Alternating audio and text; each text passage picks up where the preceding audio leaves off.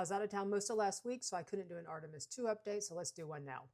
The first big news is that the Artemis II SLS rocket and Orion spacecraft were put back on Crawler 2 and brought back to the Vehicle Assembly Building, the VAB. Artemis II went back to the VAB to investigate a helium flow issue. This obviously means that the March launch, which is scheduled for next week, is not going to happen. So the April launch window at the beginning of April is still available, and they haven't said anything yet, but I won't be surprised if that gets pushed out to the end of April at least. And another big announcement, NASA said that they're going to add another Artemis mission. This will now be Artemis 3, which was originally going to land people on the surface of the moon. Now Artemis 3 next year will put astronauts in a low Earth orbit.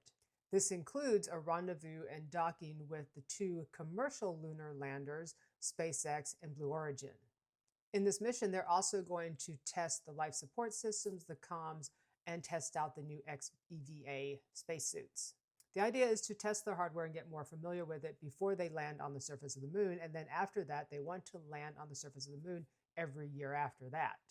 They're basically saying they don't want to have just one big headline, yay, we landed on the moon. They want to build a sustainable moon pipeline, and so they've added this extra mission in. We'll learn more about that in the future, I'm sure.